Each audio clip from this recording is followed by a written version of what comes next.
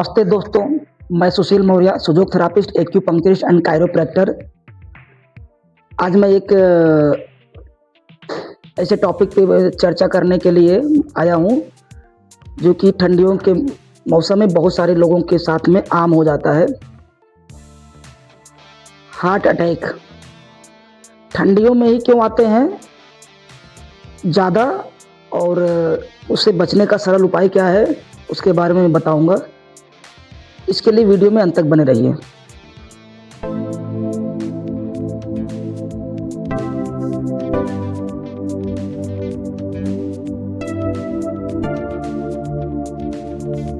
Heart attack आजकल ये बहुत तेज़ी से फैल रहा है। सीडेंटरी लाइफस्टाइल इसका कारण है। ये हो क्यों रहा है, इसमें सबसे बड़ा कारण है कि हमारा जो खान पान का जो पैटर्न है, उसमें जो हाई कोलेस्ट्रॉल वाले और ट्रांस फैट वाले आइटम्स हम ज़्यादा कंज्यूम करते हैं, जो कि अनडाइजेस्टेड होके हमारे ब्लड के अंदर फ्री रेडिकल्स के रूप में फ्लो करता रहता है और धीरे धीरे ये प्लेग के रूप में डिपॉजिट होता रहता है। और over a period of time ऐसा एक वक्त आता है जब ये ब्लड के फ्लो को ब्लॉक करने की कोशिश करने लगता है। ये कब होता है?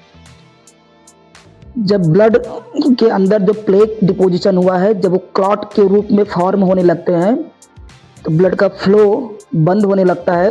उस कंडीशन में हमारे जो हार्ट का चैम्बर्स है, उसको ज़्यादा प्रेशर के साथ में पंप करना पड़ता है, और एक ऐसा टाइम आता है कई बार कि क्लॉट के कारण ब्लड का फ्लो पूरी तरह ब्लॉक हो जाता है। उस कंडीशन में जो हमारा लेफ्ट वेंट्रिकल्स है, उसमें बहुत ही ज़्यादा प्रेशर के साथ में पंप करना पड़ता है, और जब ये जवाब दे जाता है, उसकी क्षमता से ज़्यादा इसको पंप करना पड़ता है, उसके बाद भी ब्लड आगे नहीं पास हो पाता है, तो उस कंडीशन में ब्लड का फ्लो नहीं बराबर हो पाएगा। लेफ्ट वेंट्रिकल्स है, लेफ्ट वेंट्रिकल्स के अंदर डायस्टोलिक मोमेंट में कितना ब्लड पूरा स्टोर हुआ है, अब उसके बाद एक सिस्टोलिक मोमेंट आएगा जिसमें कॉन्ट्रैक्शन होगा। मतलब वो जब कॉन्ट्रैक्ट करेगा चैम्बर की जो मसल्स होती है, कॉन्ट्रैक्ट करके ब्लड को एक प्रेशर के साथ में आगे फेंकने की कोशिश करेगा। उस टाइम पे जब आगे ब्लॉकेज है, तो पूरा ब्लड आगे नहीं जा पाएगा। उस कंडीशन में ब्लड वहीं का वहीं रह जाता है, जिसके कारण में ये प्रॉब्लम क्रिएट होता है। तो ये कितना होना चाहिए? नॉर्मली अगर आप एक हेल्दी पर्सन है, तो आपका 60 से 70% के बीच में होना चाहिए। अगर इससे कम आ रहा है, तो 50 के आसपास आ रहा है, तो आपको अलर्ट हो जाना चाहिए। और 50 के नीचे जा रहा है, तो आपको एक्स्ट्रा प्रिकॉशंस लेना है, और 40 के नीचे जाएंगे तो ये हार्ट फेल्योर हो ही जाता है। तो उस कंडीशन में जान जाने का खतरा रहता है। ये होता क्यों है, ये हमने बता दिया कि इसमें सबसे बड़ा प्रॉब्लम क्या होता है। 2 कारण हैं। ये ठंडियों में बढ़ता क्यों है, उस पर भी मैं चर्चा करूंगा। इसमें 2 कारण है, मेन है।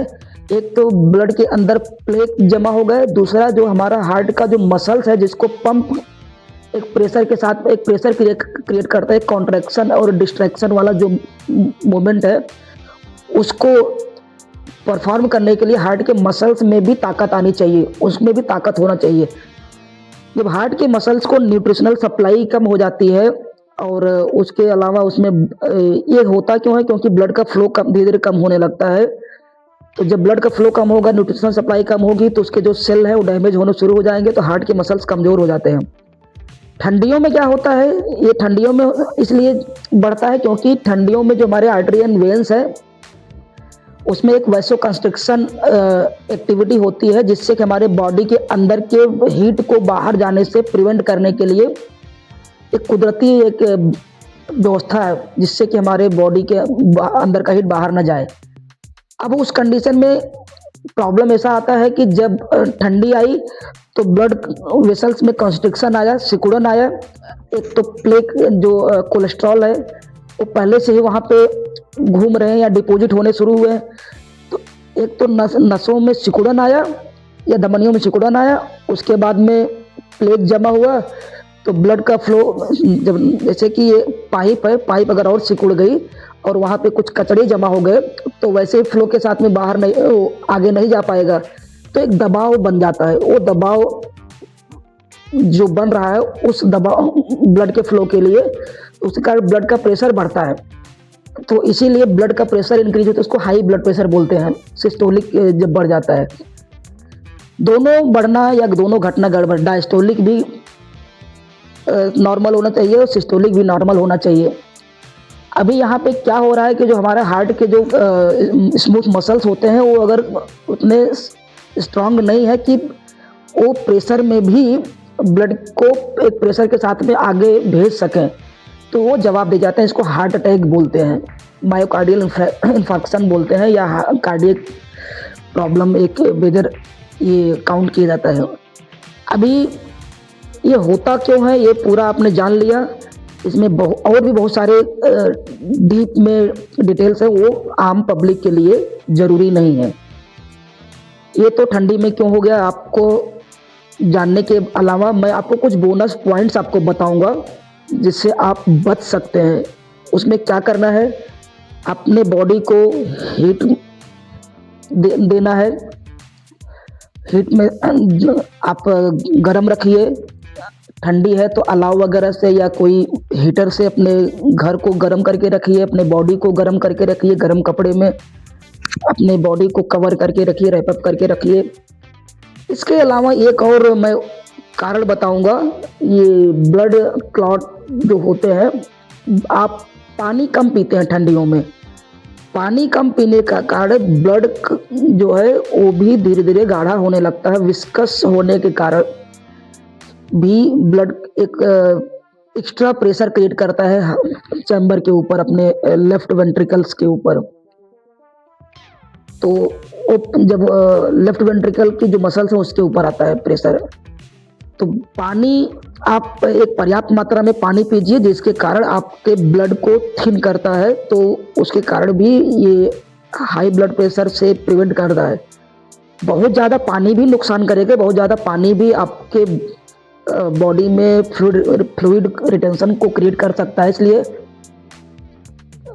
ठंडियों में 2 से 2.5 लीटर पानी पर्याप्त है, और गर्मियों में 3 से 3.5 लीटर पानी पर्याप्त है। उससे ज़्यादा भी नहीं, उससे कम भी मत पीना। अगर उससे कम पी रहे हो तो ये सारे प्रॉब्लम्स आपको होने के चांसेस बढ़ जाते हैं।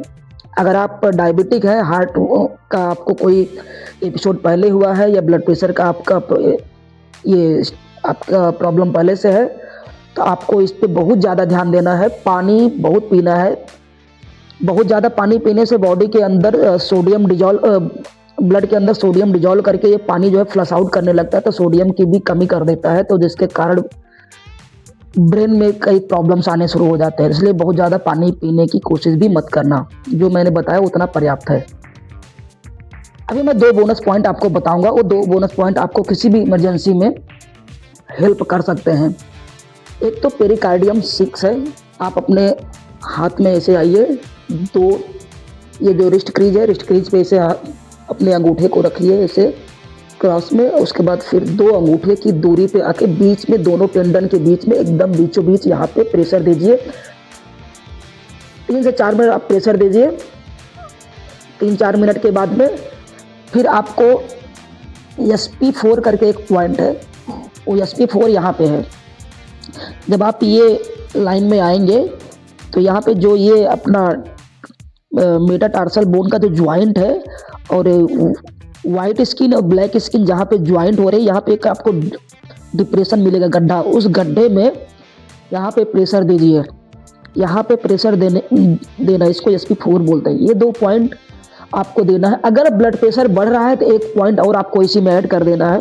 आप ऐसे आइए, यहाँ पे एक गड्ढा मिलेगा, ये जगह पे लीवर 3, ये लीवर 3 का पॉइंट है। ये 3 पॉइंट अगर आपने स्टिमुलेट कर दिया किसी भी इमरजेंसी सिचुएशन में, तो आप अपने बॉडी के अंदर ब्लड के प्रेशर को कंट्रोल कर सकते हैं। ब्लड वेसल्स के फंक्शन को नॉर्मल करने के लिए 4था पॉइंट आप ऐड कर दीजिए उस कंडीशन में। ये अंगूठे के साइड में आइए, ये लंग 9 पॉइंट है, यहाँ पे आप प्रेशर दीजिए। ये 4 पॉइंट आपको किसी भी समय इमरजेंसी सिचुएशन में आपकी जान को बचा सकता है। उसके बाद आप फिर डॉक्टर के पास आप जा सकते हो। ये एक्यूपंक्चर के पॉइंट्स मैंने बताए, बहुत ही पावरफुल पॉइंट है। ये आपको एंजाइटी से बचाएंगे, आपके इंडाइजेशन के कारण जो कॉम्प्लिकेशन आते हैं, जो कोलेस्ट्रॉल वगैरह का इशू आ रहा है उसके कारण जो कॉम्प्लिकेशन हो रहे हैं उन सबसे भी बचाएंगे। तो ये अगर 4 पॉइंट आप रूटीन में अगर आप अपने लाइफ स्टाइल में शामिल कर लेंगे तो 1 से 1.5 महीने के बाद में आपको बहुत ही एक्सीलेंट इम्प्रूवमेंट देखने को मिलेगा। इसके अलावा भी अगर आप इससे भी फास्टर रिकवरी चाहते हैं, इससे भी बेस्ट रिजल्ट चाहते हैं, तो आप हमसे भी संपर्क कर सकते हैं। हम इसमें एडवांस थेरापी, एडवांस टेक्निक है सुजोग थेरापी का और ट्राइवर्जिन का, उसके माध्यम से हम ट्रीटमेंट करते हैं। उसमें एक्यूपंक्चर में भी बहुत सारे एडवांस टेक्निक्स हैं, एनर्जी थेरापी है, तो हम उसके माध्यम से भी इसका ट्रीटमेंट करते हैं। बहुत ही एक्सीलेंट रिजल्ट है इस थेरापी का, तो आप भी इसमें फ़ायदा उठा सकते हैं। इतना जो मैंने बताया वो किसी भी इमरजेंसी में आपकी ज़िंदगी या आपके लगे सगे संबंधियों की ज़िंदगी बचाने के लिए बहुत पर्याप्त है।